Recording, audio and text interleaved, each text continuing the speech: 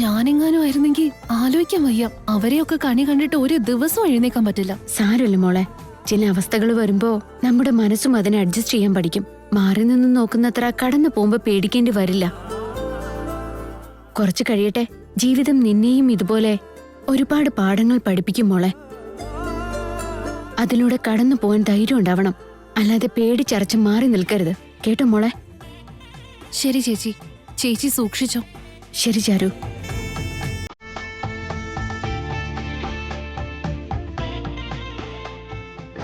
Anti,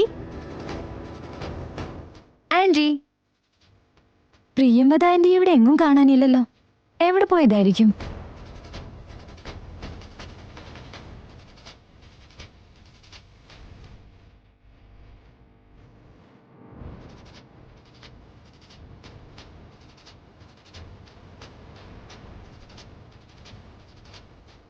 മഞ്ജരി,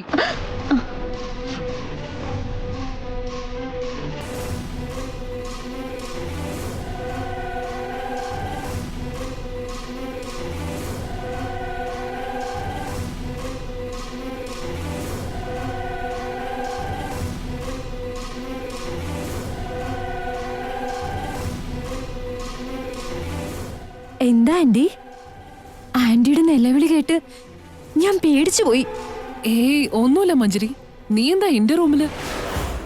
ആ മേഘന പറഞ്ഞതൊക്കെ ഓർക്കുമ്പോ എന്റെ ചോര തിളക്കിയാണ് ആന്റി. അവളെ ഒരു പാഠം പഠിപ്പിച്ചാലേ എനിക്ക് ഉറക്കം വരൂ. അതുവരെ എനിക്ക് ഒന്നിരിക്കാനോ കിടക്കാനോ ഒന്നിനും പറ്റിയെന്ന് വരില്ല.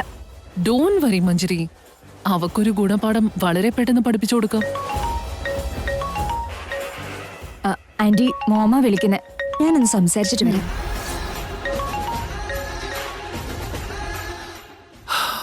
ഭഗവാനെ,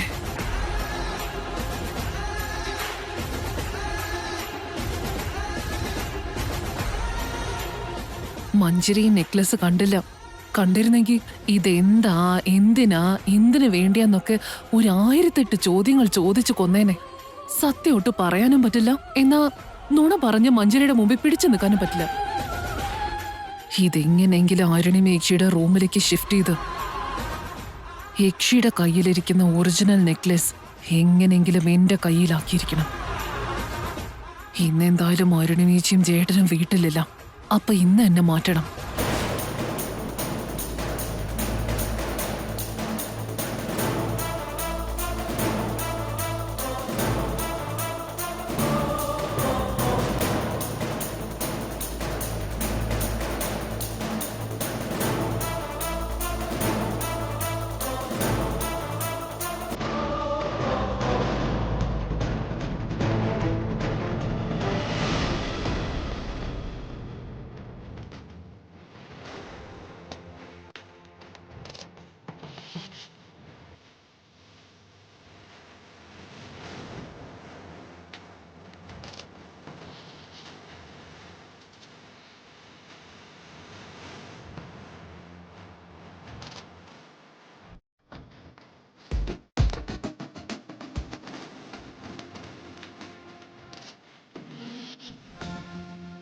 എത്ര നാളായി കാത്തിരുന്ന ഒരു അവസരമായത്. ഉടനെ തന്നെ ഇവിടുന്ന് പുറത്തു കിടക്കണം.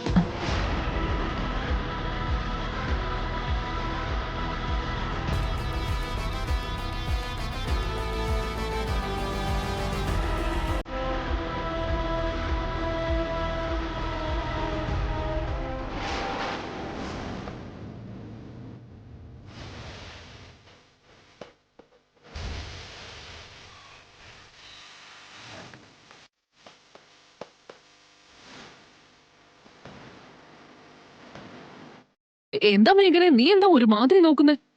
ഞാൻ സാധാരണയായിട്ടാ നോക്കിയേ. പക്ഷെ ചെറിയമ്മയുടെ മുഖത്ത് എന്തൊക്കെയോ വെപ്രാളം ഉണ്ടല്ലോ.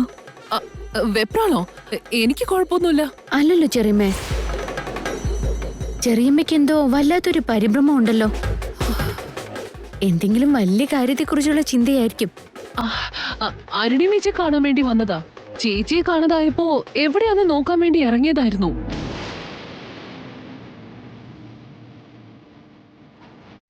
ഈ വെപ്രാളം കുറച്ചു നാളായിട്ട് ചെറിയമ്മയിലുണ്ടല്ലോ. ഇതത്ര ചെറിയ കാര്യമൊന്നുമല്ല. ഇനി ഏത് ഭൂകമ്പാണാവോ ഇവർ ഈ വീട്ടിലേക്ക് കരുതി വെച്ചിരിക്കുന്നത്?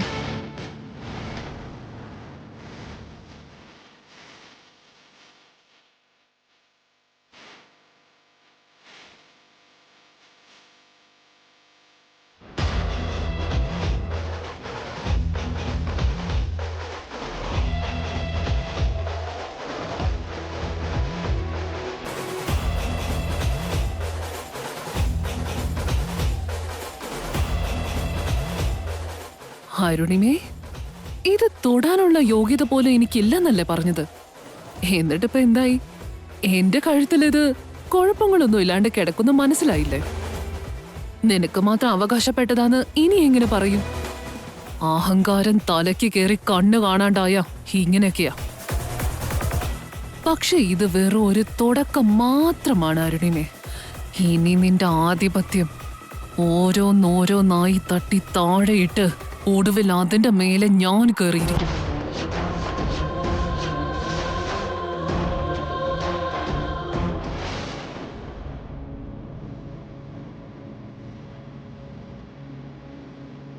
എന്തു പറ്റി അച്ഛമ്മേ? എന്തോ ഒരു വല്ലായ്മ പോലെ. എന്താന്നറിയില്ല മഞ്ജരി, കാലിന് ഭയങ്കര വേദന. അയ്യോ, നല്ലൊരു പെയിൻ കില്ലർ കഴിച്ചിട്ട് കിടന്നു അച്ഛമ്മേ. വേദനയെ മാറും, നല്ല ഉറക്കവും കിട്ടും. അയ്യോ, അച്ഛമ്മയ്ക്ക് നല്ല കാലുവേദന ഉണ്ടെന്ന് തോന്നുന്നു.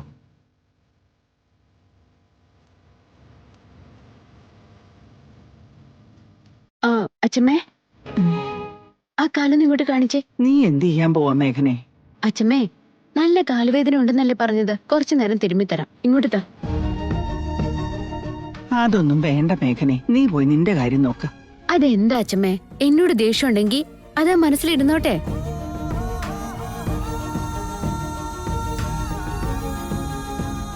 ഞാൻ അച്ഛമ്മയുടെ കാല് തിരുമ്മി തന്നതുകൊണ്ട് അച്ഛമ്മ ഉരുകി പോകുന്നു വേണ്ട കേട്ടോ. കുറച്ചു നേരം കണ്ണു അടച്ചവിടെ ഇരുന്നാ മതി.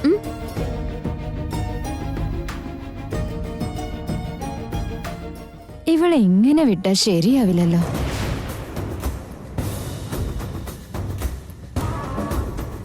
മേഘനയെ ശ്രദ്ധിച്ചോ മിഥുൻ? കാല് തിരുമ്മി കൊടുത്തും കണ്ണിലെ പൊടി ഊതി കൊടുത്തും ഒക്കെ എല്ലാവരുടെ മുൻപിലും ആള് കളിക്കാനുള്ള ശ്രമോ. കിട്ടിയ അവസരം എല്ലാം അവള് മുതലെടുക്കുക. അച്ഛമ്മയുടെ ദേഷ്യം മാറ്റി സഹതാപം പിടിച്ചു പറ്റാൻ വേണ്ടി അവൾ ഇങ്ങനെയൊക്കെ ചെയ്യുന്നത്. മഞ്ജരി, ഓവർ ആക്ഷൻ കാണിച്ചതാരാ? നീയാണോ മേഘനയാണോ? What you mean Mithun? പിന്നല്ലാതെ എന്താ പറയാ? അച്ഛമ്മ കാല് വേദനിക്കുന്നു പറഞ്ഞപ്പോ പെയിൻ കില്ലർ കഴിച്ചാൽ മതി എന്നല്ലേ പറഞ്ഞേ? അല്ലാതെ ആ കാലൊന്ന് തിരുമ്മി കൊടുക്കാൻ നിനക്ക് തോന്നിയില്ലല്ലോ. പ്രായമായ അച്ഛമ്മയ്ക്ക് വേണ്ടത് ഇപ്പൊ ഗുളികയൊന്നുമല്ല.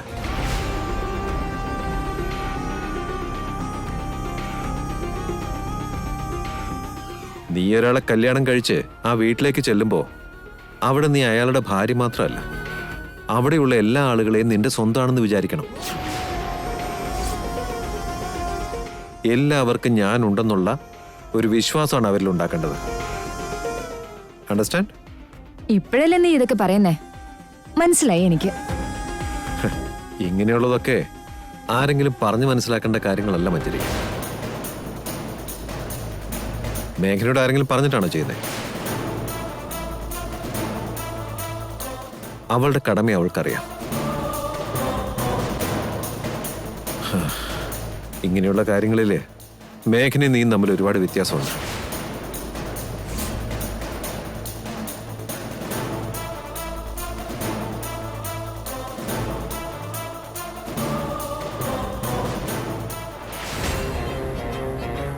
മഞ്ജരി, മിഥുൻ പറഞ്ഞത് കേട്ട് നീ സങ്കടപ്പെടുകയാണോ? എന്നെ മിഥുൻ എന്ത് പറഞ്ഞാലും കുഴപ്പമില്ല. പക്ഷെ മേഘനയോട് താരതമ്യപ്പെടുത്തി അവളെ വലിയ ആളായിട്ട് കാണിച്ചാ എനിക്കത് സഹിക്കില്ല. അതല്ലേ മിഥുൻ പറഞ്ഞിട്ട് പോയേ. മഞ്ജരി, ഇതുപോലത്തെ കാര്യങ്ങളിൽ നീയും അറിഞ്ഞു ഓരോന്ന് ചെയ്യണ്ടേ? മാരേജ് കഴിയും വരെ നീയും അവളെ പോലെ ഇങ്ങനെയുള്ള കാര്യങ്ങളൊക്കെ ചെയ്യാൻ ശ്രമിക്കണം. മഞ്ജരി, മത്സരത്തിൽ നമ്മൾ ഒറ്റയ്ക്കാണെങ്കിൽ നമ്മുടെയാണ് ജയം. പക്ഷെ കൂടെ മറ്റൊരാൾ ഉള്ളപ്പോഴാണ് താരതമ്യം ചെയ്യാൻ തുടങ്ങുക. തുലാസിൽ നിർത്തി തുലനം ചെയ്യാൻ തുടങ്ങും. നിന്റെ കൂടെ മേഘന ഉള്ളിടത്തോളം അവളെക്കാളും ഒരു ചുവട് മുന്നിലായിരിക്കണം. അതിന് ശ്രമിച്ചില്ലെങ്കിൽ ഒടുവിൽ വിജയം മേഘനയുടേതായിരിക്കും. അതോർത്ത് പിന്നീട് കരഞ്ഞിട്ട് കാര്യം ഉണ്ടാവില്ല. അമ്മേ, എന്തു പറ്റി? അച്ചമ്മയ്ക്ക് നല്ലപോലെ കാലുവേദന ഉണ്ടായിരുന്നു അച്ഛാ. അതാ തിരുമ്മി കൊടുക്കാന്ന് വെച്ചേ. ഡാഡ്, ഇന്ന് പോയ കാര്യം എന്തായി? അതെല്ലാം നന്നായി നടന്നു. ഹലോ ഹലോ അരുണിമേ, എന്തൊക്കെയുണ്ട്? സുഖായിരിക്കുന്നു സുജാതെ. എന്താ കുറച്ചധികം നാളായല്ലോ വിളിച്ചിട്ട്? ഒരു കാര്യം ഉണ്ടായിരുന്നു. വൃശ്ചിക മാസം ആദ്യത്തെ ആഴ്ചയിൽ പരമ്പരാഗതമായ നിങ്ങളുടെ ആ നെക്ലേസ് ദൈവസന്നിധിയിൽ വെച്ച് പൂജിക്കാറുള്ളതല്ലേ? ശരിയാണല്ലോ. ഇക്കൊല്ലവും ആ പൂജ ഉണ്ടോന്ന് ചോദിക്കാനാ ഞാനിപ്പോ നിന്നെ അങ്ങോട്ട് വിളിച്ചത്. ഈ പൂജ നടക്കുന്ന സമയത്ത് ബന്ധുക്കൾ എന്ന നിലയ്ക്ക് ഞങ്ങളും വരണമല്ലോ. അത് പിന്നെ ഉറപ്പായിട്ടും ഉണ്ടാവും. എന്തു മറന്നാലും ഇത്തരം പൂജകൾ ഞാൻ മറക്കൂ?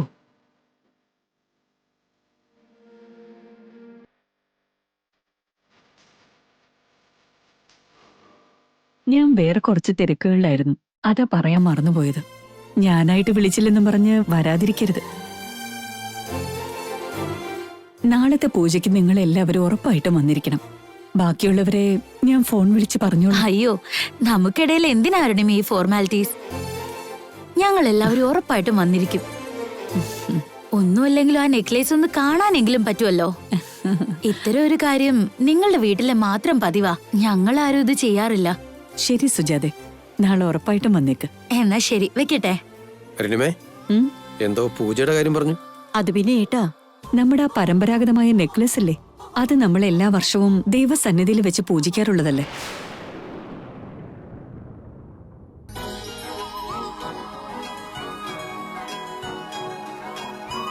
ആ പൂജയെക്കുറിച്ച് സുജാത ഓർമ്മിപ്പിക്കാൻ വിളിച്ചതാ.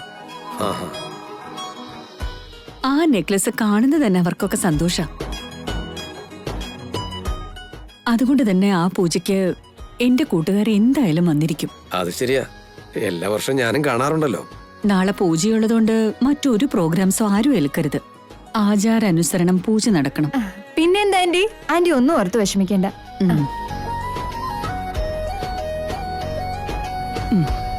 മേഘനെ, ഇനി മതി.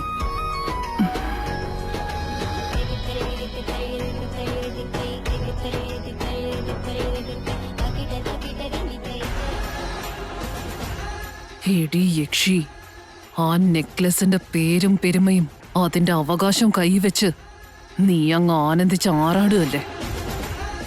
നാളെ അത് എല്ലാവരുടെയും മുമ്പിൽ വെച്ച് അതിന്റെ തിളക്കം മങ്ങാൻ പോവാ. നിന്റെ കയ്യിലുള്ള ഡ്യൂപ്ലിക്കേറ്റ് നെക്ലസ് നീയും ഡ്യൂപ്ലിക്കേറ്റ് ആണെന്ന് തെളിയിക്കും. അതോടെ നിന്റെ സർവ്വ അഹങ്കാരം നിലം പതിക്കും.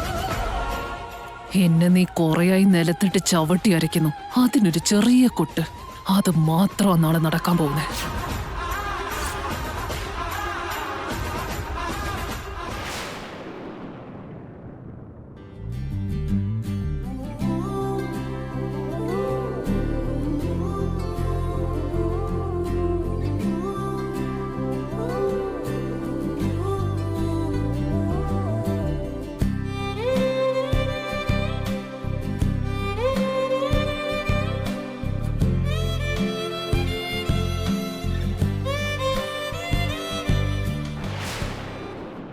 ഓ,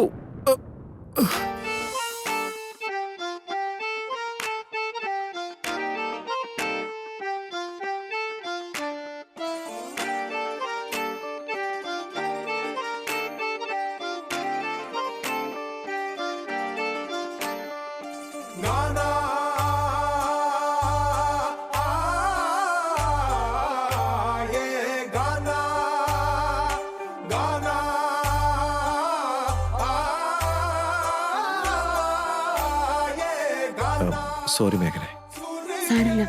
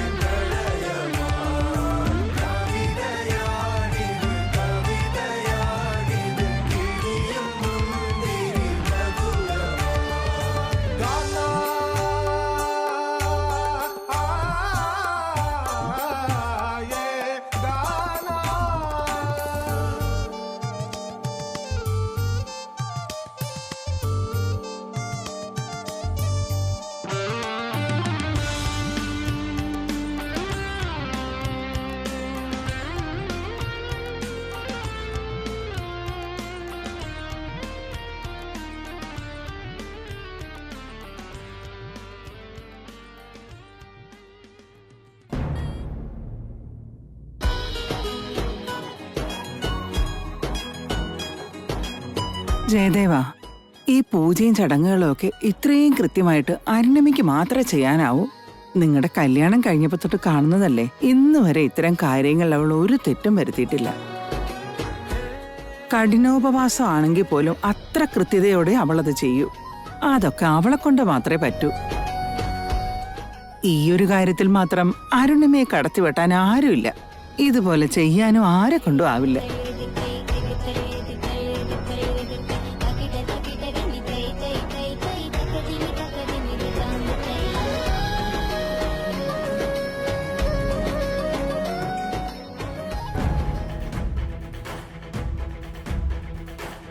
അയ്യോ ആന്റി, എല്ലാ ആന്റി ഒറ്റയ്ക്കാണോ ചെയ്യുന്നേ? ഞാനെല്ലാം നോക്കിക്കോളാന്ന് പറഞ്ഞതല്ലായിരുന്നോ? നോക്കിക്കോളാം ചെയ്തോളാന്നൊക്കെ നീ വെറും വാക്ക് പറഞ്ഞുകൊണ്ടായോ മഞ്ജരി? അത് കണ്ടറിഞ്ഞ് ചെയ്യാനുള്ള കഴിവ് കൂടെ വേണം.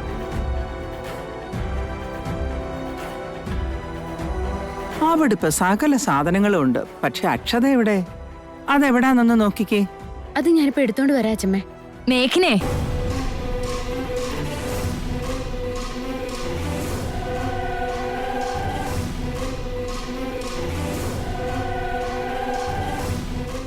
ഈ പൂജ ഉപവാസമൊക്കെ ഞങ്ങളുടെ കുടുംബത്തിന്റെ നന്മയ്ക്ക് വേണ്ടി ചെയ്യുന്നതാ. എല്ലാം കളഞ്ഞേച്ചിറങ്ങി പോവാൻ നിൽക്കുന്നവൾ എന്തിനിതിൽ ഇടപെടണം?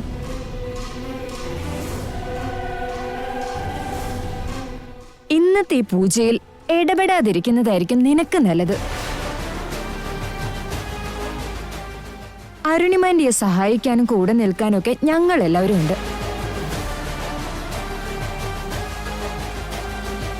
അക്ഷത ഞാൻ എടുത്തോണ്ട് വരാച്ചമ്മേ.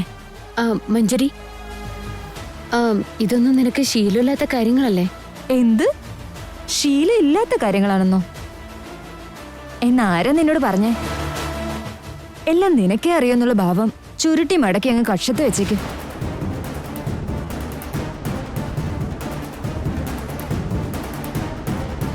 നീ ഒന്ന് സ്ഥലം കാലിയാക്കി തന്നാ എന്റെ ജോലി ഞാൻ നോക്കിക്കോളാം.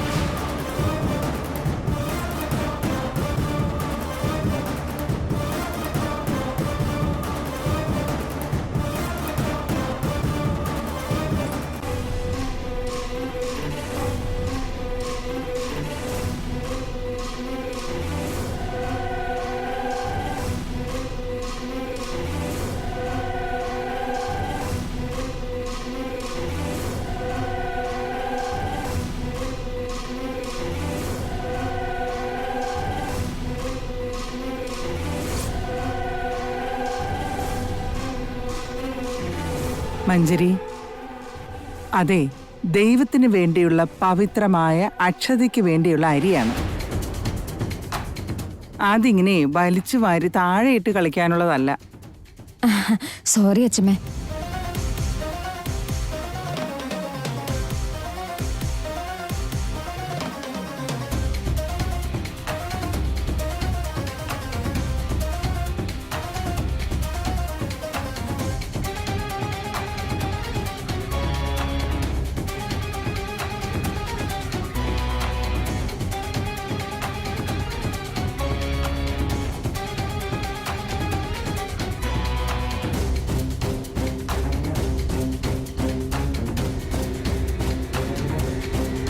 മഞ്ജരി, നിനക്ക് അക്ഷതി ഉണ്ടാക്കാൻ പോലും അറിയില്ലേ?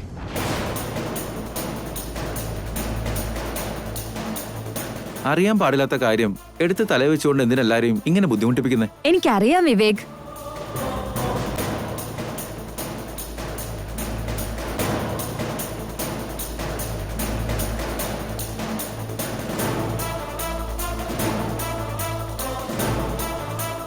മഞ്ജരി, നീ ആരെ ബോധിപ്പിക്കാനേ അറിയാൻ പാടില്ലാത്ത കാര്യങ്ങളുടെ പുറകെ ഇങ്ങനെ പോകുന്നത്? നീ അവിടെ നിന്ന് എഴുന്നേക്കാൻ നോക്ക്. മോളെ മേഘനെ, നീ അതെന്താന്ന് നോക്ക്. ആയിക്കോട്ടെ അച്ഛാ.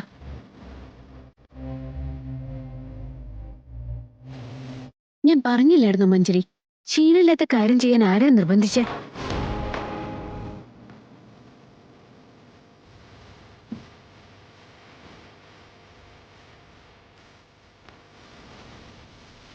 എന്താ മഞ്ജരി ഇത്? അറിയാൻ പാടില്ലാത്തതിന് ചാടി പുറപ്പെട്ട് ഇങ്ങനെ എല്ലാവരുടെ മുമ്പിൽ നാണം കെടേണ്ട കാര്യം ഉണ്ടായിരുന്നോ? അതിപ്പോ ചെയ്തില്ലായിരുന്നെങ്കിൽ ഇല്ലാന്ന് മാത്രമേ ആവുള്ളായിരുന്നു. ചെയ്യാന്നും പറഞ്ഞ് ഇറങ്ങി തിരിച്ച് കോളാക്കണായിരുന്നോ? ഇപ്പൊ അവരുടെ വാലിരിക്കുന്ന കേട്ടപ്പോ സമാധാനായോ? ദയവ് ഈ പൂജയ്ക്ക് നീ ഒന്നും ചെയ്യാതെ മാറി നിക്ക്.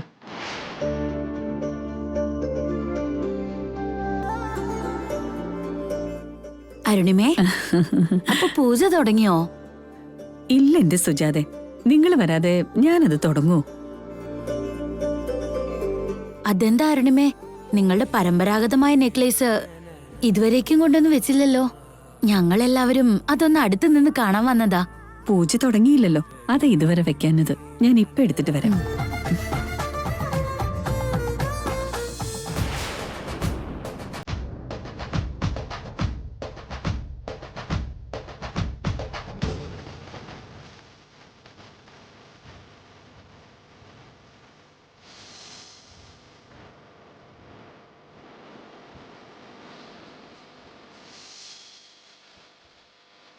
അരുണിമേ, ഇങ്ങനെ ഒരു നെക്ലേസ് നിന്റെ കയ്യിലിരിക്കുന്നതിൽ ഞങ്ങൾക്ക് എല്ലാവർക്കും കുറച്ച് അസൂയുണ്ട് കേട്ടോ. അതെന്തിനാ അസൂയ? ഇങ്ങനെ ഒരു മോഡൽ വാങ്ങാൻ എവിടേക്ക് അന്വേഷിച്ചെന്നറിയോ? ഒരിടത്തൊന്നും കിട്ടിയില്ല.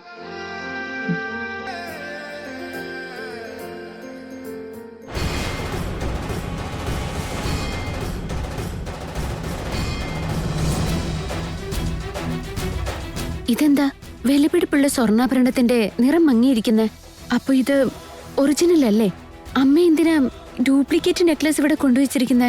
എവിടെയോ എന്തോ തെറ്റുപറ്റിയിട്ടുണ്ട്. ഇത് ഡ്യൂപ്ലിക്കേറ്റ് ആണെന്ന് ഇപ്പൊ എല്ലാവരും അറിഞ്ഞ അമ്മയ്ക്ക് അതിന്റെ നാണക്കേട്. നന്ദൻ കുടുംബത്തിൽ ഇങ്ങനെയൊരു സംഭവം ഉണ്ടായെന്ന് നാളെ നാട്ടിൽ എല്ലായിടത്തും പാട്ടാവുകയും ചെയ്യും.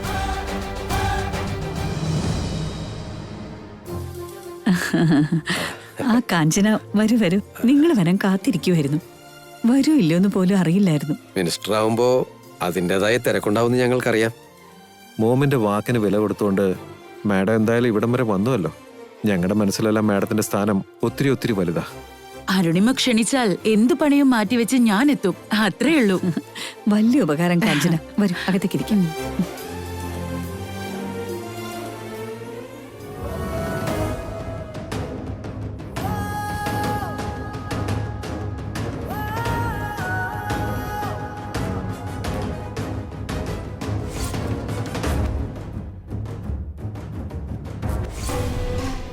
അമ്മ എന്തായാലും ഒരു ഡ്യൂപ്ലിക്കേറ്റ് നെക്ലസ് അവിടെ കൊണ്ടുപോയി വെക്കില്ല. എന്തായാലും അത് ഡ്യൂപ്ലിക്കേറ്റ് ആണെന്നുള്ളത് അമ്മ അറിഞ്ഞിരിക്കാനും വഴിയേയില്ല. പൂജ കഴിയുന്നത് വരെ കണ്ടില്ല എന്ന് ഭാവിക്കാന്ന് വെച്ചാൽ ഇവിടെ വന്നിരിക്കുന്ന എല്ലാവരുടെയും കണ്ണാൻ നെക്ലേസിന്റെ മേലെയായിരിക്കും. അതിനെക്കുറിച്ച് 100 നാവാണ് എല്ലാവർക്കും. അസൂയയാണെന്ന് വരെ എല്ലാവരും പറഞ്ഞു. അങ്ങനെയുള്ളപ്പോ അത് വെറും ഡ്യൂപ്ലിക്കേറ്റ് ആണെന്ന് എല്ലാവരും അറിഞ്ഞാ എന്തൊക്കെയാ വിളിച്ച് പറയാന്ന് പറയാൻ പറ്റില്ല. അമ്മയെ വല്ലാണ്ട് എല്ലാവരും കുറച്ച് കാണുകയും ചെയ്യും. യഥാർത്ഥത്തിൽ ഒറിജിനൽ നെക്ലസിന് പകരം ഈ ഡ്യൂപ്ലിക്കേറ്റ് എങ്ങനെ അവിടെ എത്തി എന്നുള്ളതാ.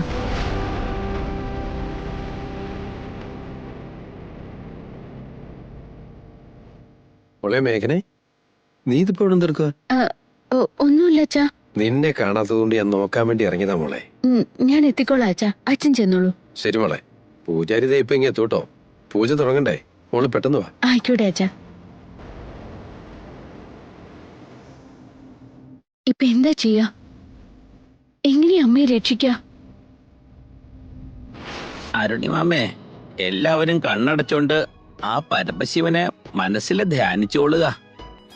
ഓം ഗണാനാന്ത്വാ ഗണപതിഗും ഹവാമഹേ കവിം കവീനാമുപമസ്രവസ്തമം ജ്യേഷ്ഠരാജം ബ്രഹ്മണാം ബ്രഹ്മണസ്പദാന ശൃണ്വന്നോതിപസ്യേത സാധനം ശ്രീമഹാഗണാധിപതയേ നമഃ. പ്രാർത്ഥന നമസ്കാരം സമർപ്പയാമി. ധ്യായാമി ധ്യാനം സമർപ്പയാമി. ആവാഹയാമി ആവാഹനം സമർപ്പയാമി. നവരത്നഖചിതഹേമ സിംഹാസനം സമർപ്പയാമി.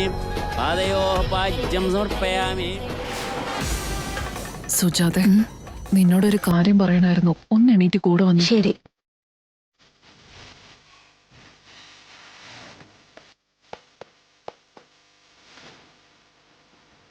എന്താ പ്രിയമതേ, എന്താ നിനക്ക് പറയാനുള്ളത്?